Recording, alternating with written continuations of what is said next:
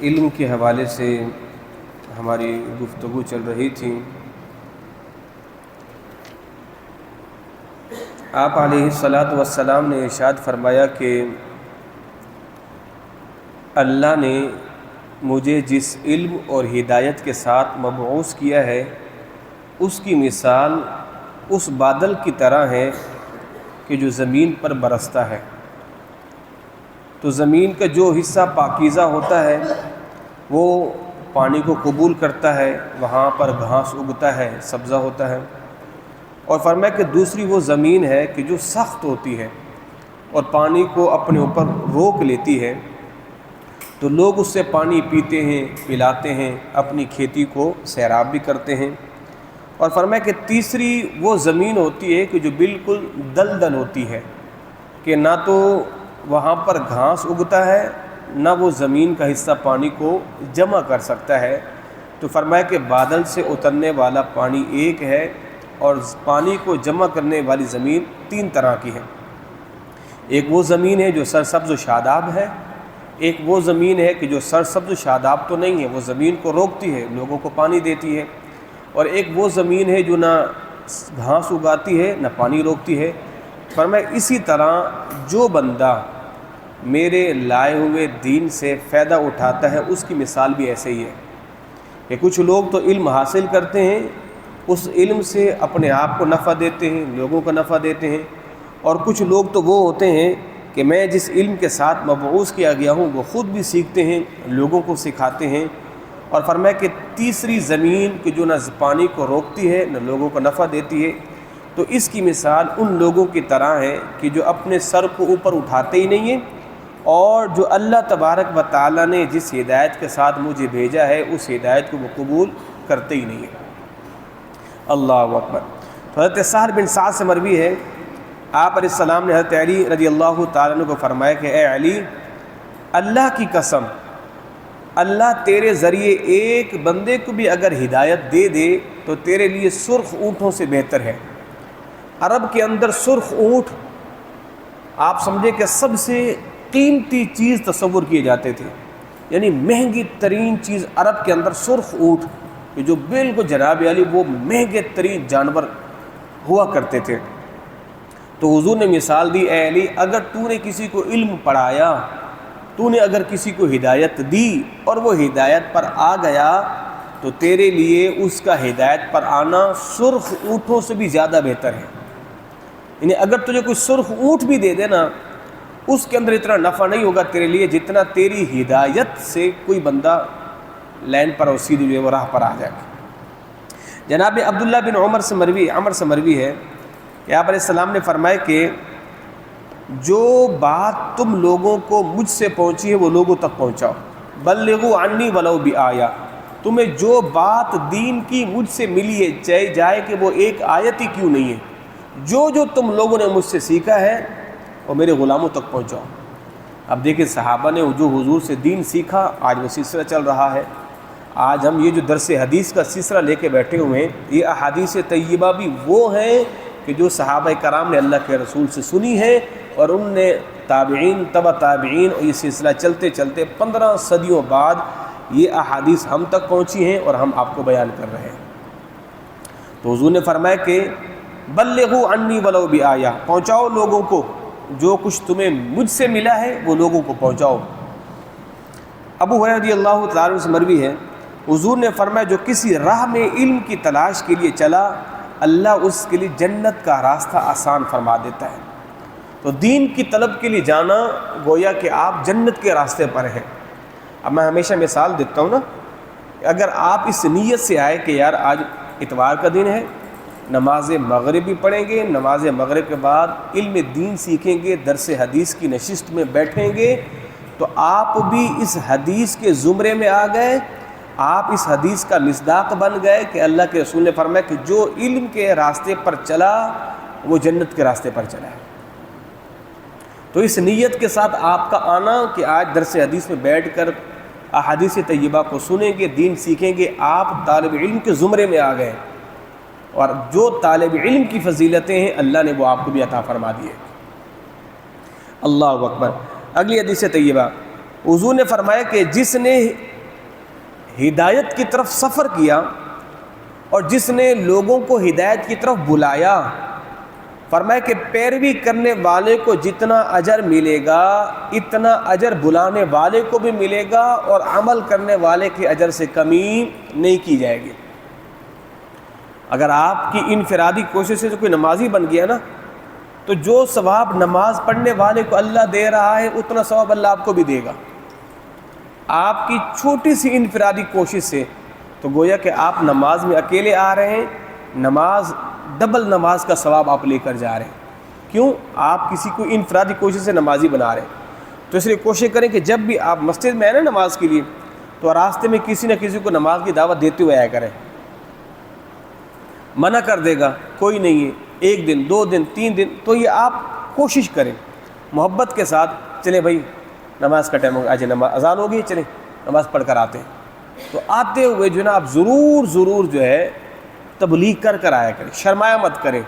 اگر 10 بندے 15 بندے تو آپ چلے جائیں، اگر آپ کو کوئی گالی تو نہیں دے گا نا، بس اتنا کہہ گیا آپ تو جا بڑا مولوی آ گیا۔ یہ جملے اکثر نوجوان کہہ دیتے ہیں مذاق کے اندر، یہ درست نہیں ہے۔ آپ کو دین کی تبلیغ کر رہا ہے، اگر آپ کو بات پسند اس کی نہیں ہے تو ٹھیک ہے، آپ اس کو کہہ دیں بھی اللہ آپ کا بھلا کرے، اللہ آپ کی نیکیوں کو قبول فرمائے، اتنا کہہ دیں۔ اس سے زیادہ آپ اگر جملے کستے ہیں آپ شران گناہگار ہوں گے۔ اللہ اکبر۔ اگلی حدیث طیبہ، حضور نے فرمایا کہ جب آدمی مر جاتا ہے تو 3 قسم کے سوا اس کے اعمال کٹ جاتے ہیں۔ یہ 3 قسم کے اعمال ایسے جو مرنے کے بعد بھی بندے کے ختم نہیں ہوتے۔ پہلی چیز صدقہ جاریہ۔ صدقہ جاریہ کی مختلف صورتیں ہیں، مسجد کی تعمیر، مدرسے کی تعمیر، لوگوں کے لیے پانی کا کنواں کھدوا دینا، لوگوں کے لیے پانی کی موٹر لگا دینا، پانی کا راستہ بنا دینا، درخت لگا دینا، لوگوں کے لیے سائبان بنا دینا، یہ بھی صدقہ جاریہ ہے۔ اور دوسری چیز مفید علم، آپ نے لوگوں کو علم پڑھایا، دین پڑھایا، آپ دنیا سے چلے گئے، وہ آگے پڑھ رہے ہیں، وہ آگے پڑھ رہے ہیں، وہ آگے پڑھ رہے ہیں، وہ سلسلہ چل رہا ہے، آپ کو ثواب مل رہا ہے۔ اگر آپ نے اپنی اولاد کو اس راہ میں ڈال دیا، آپ چلے گئے، آپ کی اولاد نے کسی اور کو پڑھایا، اس نے کسی اور کو، سلسلہ چل رہا ہے، قیامت تک آپ کو ثواب ملتا رہے گا۔ تو یہ بہترین صدقہ جاریہ کی مثالیں ہیں۔ اور اگر آپ نے مدرسے کے کسی طالب علم کا خرچہ اٹھایا، غریب طالب علم ہے، اس کے پاس کتابوں کے پیسے نہیں ہیں، دیگر ایسے معاملات ہیں، آپ نے اگر مدرسے کے کسی طالب علم کا خرچہ اٹھایا کہ جناب بیٹا تم پڑھو، تمہارا سارا خرچہ میں اٹھاؤں گا، آپ نے اس کو پڑھا دیا، تا دم حیات وہ پڑھتا رہے گا، اور پھر وہ آگے اپنے شاگرد، اس کے شاگردوں کے شاگرد، قیامت تک اللہ آپ کو بھی ثواب عطا فرمائے گا۔ تو ہمارے استاد محترم جو ہے وہ ہمیشہ کہیں جاتے ہیں کسی مجلس کے اندر، کسی کی دعوت میں یا کسی امیر لوگوں کے ہاں کوئی سلسلہ ہوتا تو وہاں جا کر ان کو یہ تبلیغ ضرور کیا کرتے تھے کہ جناب ہمارے ہاں 150 طلباء ہیں، رہائشی طلباء ہیں، مسافر طلباء ہیں، اور کئی بچے ایسے ہوتے ہیں کہ جن کے پاس کچھ ہوتا ہی نہیں ہے۔ اب آپ دیکھیں جناب علی، یہ اللہ آپ کا بھلا کرے، اب پیر منگل کی بات ہے، تو بچوں کو میں کتاب پڑھا رہا ہوں، وہ کتاب بنیادی عقائد اور معمولات اہل سنت، چھوٹی سی کتاب ہے، اور اس کی قیمت ہے 145 روپیہ۔ 9 بچے ہیں کلاس کے اندر، کیونکہ یہ ہمارے ساتھ ہر سال کے شروع میں ہوتا ہے، تو میں نے کہا بھئی یہ منگل والے دن سب کے پاس اپنی اپنی کتاب ہونی چاہیے۔ تو ایک بچہ، بلکہ 3 بچے، میں نے کہا بھئی کیا ہوا، کتاب لی؟ تو ایک بچہ کہہ رہا ہے میرے پاس ابھی پیسے نہیں ہیں۔ بھئی کیوں نہیں پیسے؟ وہ کہہ رہے استاد جی 3-4 دن کے بعد میرے پیسے میرے گاؤں سے آئیں گے، میرے پیسے جو ہے وہ میرے گاؤں سے آئیں گے۔ اور ایک بچہ بیٹا کام کیوں نہیں لکھا؟ استاد جی میرے پاس وہ کاپی نہیں ہے۔ تو ایسے سینکڑوں طلباء ہمارے ہاں ہوتے ہیں، سینکڑوں طلباء، ٹھیک ہے نا، کہ جن کے پاس لکھنے کو کاپی نہیں ہوتی، جن کے پاس پڑھنے کو کتاب نہیں ہوتی۔ تو یہ بہترین صدقہ جاریہ ہے۔ یہ تو ہم جناب علی اوروں کی بات کر رہے ہیں نا، ہمارا اپنا زمانہ ایسا تھا، زمانہ طالب علم، ہمارا خود کا زمانہ ایسا تھا کہ وہ جو کتاب 20 روپے تک نہیں ہوتے تھے صابن خریدنے کے لیے کہ ہم کپڑے دھو سکیں، 5 روپے تک نہیں ہوتے تھے کہ ہم پینسل ربڑ لے سکیں۔ ان دور سے میں خود گزر کر آیا ہوں، رہتے ہیں۔ تو ہمیشہ استاد صاحب فرمایا کرتے تھے کہ جناب، اور جب قرآن خوانی میں جاتے تھے تو استاد صاحب فرماتے تھے قرآن خوانی والے کو دیکھو بچوں کو کچھ بھی نہیں کھلاؤ، بچے منو سلوا نہیں کھائیں گے تمہارے ہاں، بس تم ان کو پیسے دو۔ بچوں کو کھانا اچھا نہیں لگتا کسی کے ہاں، مدرسے کی بات کر رہا ہوں، ان کو کھانا اچھا نہیں لگتا، ان کو پیسے اچھے لگتے ہیں۔ وہ کہتے ہیں کھانا تو مدرسے میں بھی کھا لیں گے، اس لیے وہ جو پیسے ہوتے ہیں اس سے بچے اپنی ضرورتوں کو پورا کرتے ہیں، کتابیں خریدتے ہیں، کاپیاں خریدتے ہیں، قلم خریدتے ہیں۔ تو یہ بھی بہترین صدقہ جاریہ ہے کہ جس طرف ہماری توجہ جاتی نہیں ہے۔ اب آپ دیکھیں ہمارے یہاں محافل ہوگی، ایک ایک محفل میں لاکھوں روپے خرچ ہوتے ہیں، ایک ایک ثنا خاں 50-50 ہزار لاکھ روپے لے کر جاتا ہے۔ کتنا جناب، لاکھوں تو بالکل، لاکھ سے تو کہانی شروع ہوتی ہے محفل کی۔ اگر آپ ایک بچے پر 1 لاکھ روپے لگائے نا، یہ 1 لاکھ 3 سے 4 بچوں کا سالانہ خرچہ ہے، 3 سے 4 بچوں کا سالانہ خرچہ ہے 1 لاکھ روپیہ۔ آپ کی ایک محفل میں 5 سے 6 بچوں کا سالانہ خرچہ چل جائے گا۔ اب اندازہ کتنا بڑا صدقہ جاریہ ہے۔ تو اس لیے جو ہے نا اس طرف توجہ دی جائے کہ علماء کو تیار کیا جائے، طلباء کو تیار کیا جائے۔ آج بھی ایسے ہیں لوگ صاحب ثروت، ابتداءً شروع میں جناب آپ کے مدرسے کے جو 5-6 جتنے بھی غرباء بچے ہیں، آپ ان کا مجھ سے رابطہ کروا دیجیے، ان کا سالانہ خرچہ جو بھی ہوگا، کاپی قلم ساری چیزیں میں خود لا کر دوں گا۔ تو اس کا بہترین حل یہ کہ اب بجائے بچوں کے پیسے دینے کے آپ وہ ضرورتیں لا کر دیں۔ بچے پیسے کھا سکتے ہیں، آپ کتابیں لا کر دے دیں، کاپیاں لا کر دے دیں، تو ایسے جو ہے وہ صدقہ جاریہ ہے۔ تو اللہ تبارک و تعالی ہمیں اس طرح کی کاموں میں بڑھ چڑھ کر حصہ ملانے کی توفیق عطا فرمائے، ٹھیک ہے۔ وہ میں نے گزشتہ سال بھی ایک اپنے ساتھیوں کو بتایا تھا کہ ایک بچہ 3 دن سے وہ مار کھا رہا تھا استاد سے، تو چوتھے دن وہ رو پڑا۔ وہ رویا اس لیے کہ استاد جی میرے پاس تو پیسے ہی نہیں ہیں۔ اچھا، پہلے دن بچہ نہیں بتایا کہ میرے پاس پیسے نہیں ہیں، پہلے دن، دوسرے دن، تیسرے دن، اور جب خوب اس کی ہو جائے گی نا، درگت بن جائے گی، پھر چوتھے دن وہ رو کے بتایا کہ استاد جی میرے پاس تو پیسے ہی نہیں ہیں، میرے پاس تو پیسے ہی نہیں ہیں۔ کئی بچے ایسے ہوتے ہیں غریب غربا، فقیر بچے، یتیم بچے بھی ہیں، استاد جی میری تو والد صاحب ہی نہیں ہیں، میرے چاچا ہیں وہ کراچی میں رہتے ہیں، وہ مزدوری کرتے ہیں کسی کے ہاں، اور مہینے بعد آتے ہیں، کچھ نہ کچھ دے جاتے ہیں، بس یہی کچھ ہے۔ اللہ اکبر۔ تو یہ حالات ہیں مدارس کے اندر۔ ہم تو اچھی سی نعمتیں کھانے والے لوگ ہیں، اور پھر اللہ تبارک و تعالیٰ پھر انہیں صلہ کیسا دیتا ہے۔ غربت کی زندگی مدارس میں بسر کرنے والے ان نیک طلباء کو پھر اللہ مقام کیسا دیتا ہے۔ پھر ایسا وقت آتا ہے کہ وہ منبر رسول کی رونق بنے بیٹھے ہوتے ہیں، دنیا کے سامنے جناب علی وہ براجماع ہوتے ہیں۔ تو وہ جو مشقتیں زمانہ طالب علم میں صحیح ہوتی ہے نا، تو پھر اللہ ان کو صلہ جو ہے اتنا ہی بڑھا دیتا ہے۔ اللہ کی تقسیم، سبحان اللہ، ٹھیک ہے جی۔ مولا کائنات نے فرمایا کہ ہم اللہ کی تقسیم پر راضی ہیں۔ اللہ نے دنیا داروں کو دنیا دی ہے، اور اللہ نے ہمیں علم عطا فرمایا ہے۔ تو آپ علیہ السلام نے کیا ارشاد فرمایا کہ بہترین صدقہ جاریہ وہ ہے۔ اور تیسری چیز اولاد کہ جو باپ کے مرنے کے بعد اس کے لیے دعائے خیر کرتی رہے۔ آپ علیہ السلام نے ارشاد فرمایا کہ دنیا ملعون ہے، اور جو کچھ دنیا میں ہے اللہ نے اس پر بھی لعنت کی ہے، ما سوائے خدا کے ذکر کے، اور جو اللہ کی اطاعت کرے، اور عالم اور متعلم، دنیا پر لعنت کی گئی ہے، اللہ کا ذکر کرنے والے پر نہیں، اور دین پڑھنے والے پر بھی نہیں، اور دین پڑھانے والے پر بھی نہیں۔ ان کی یہ برکت ہے، ان کی یہ فضیلت ہے۔ جناب انس سے مروی ہے، حضور نے فرمایا کہ جو علم کی تلاش میں نکلے وہ اللہ کے راستے میں، جب تک وہ واپس نہ آ جائے، اگر اسی راستے میں اسے موت آ گئی، اللہ نے اسے شہادت کی موت عطا فرمائی ہے۔ اور اگلے حدیث طیبہ حضور نے فرمایا ایماندار بھلائی سے سیر نہیں ہو سکتا حتیٰ کہ اس کی انتہا جنت ہے۔ جو ایماندار آدمی ہوگا وہ کبھی سیر نہیں ہوگا، وہ بھلائیاں کرتا رہے گا، کرتا رہے گا، کرتا رہے گا۔ اگلی حدیث طیبہ حضور نے فرمایا کہ عالم کی عابد پر فضیلت ایسی ہے جیسے تم میں سے کم تر آدمی پر میری فضیلت، کہ جس طرح میں تم میں سے کسی عام آدمی پر افضل اور اعلیٰ ہوں، ایسے ہی عالم عابد پر افضل اور اعلیٰ ہے۔ اور فرمایا یقیناً اللہ اور اس کے فرشتے، آسمان زمین والے، حتیٰ کہ بلوں کی چونٹیاں اور پانی میں رہنے والی مچھلیاں، لوگوں کو بھلائی کی تعلیم دینے والے عالم کے لیے دعائے خیر کرتی ہیں۔ اگلی حدیث طیبہ حضور نے فرمایا جو کسی راستے میں چلا تاکہ علم حاصل کرے، وہ جنت کے راستے پر ہے، اللہ اس کی جنت کا راستہ آسان فرما دے گا۔ فرشتے طالب علم کے کام پر خوش ہو کر اس کے لیے اپنے پر بچھاتے ہیں۔ عالم کے لیے آسمان اور زمین والے دعائے مغفرت کرتے ہیں، حتیٰ کہ پانی کی مچھلیاں۔ عالم کی فضیلت عابد پر یوں ہے جیسے چاند کو سب ستاروں پر فضیلت ہے۔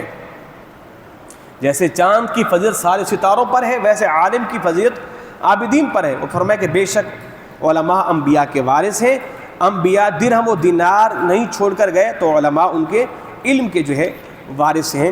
آخری حدیث طیبہ جناب ابن مسعود سے مروی ہے، حضور نے فرمایا اللہ اس آدمی کو تر و تازہ رکھے جس نے ہم سے کچھ سن کر اس کو آگے پہنچایا، جس طرح سنا تھا ویسے پہنچایا۔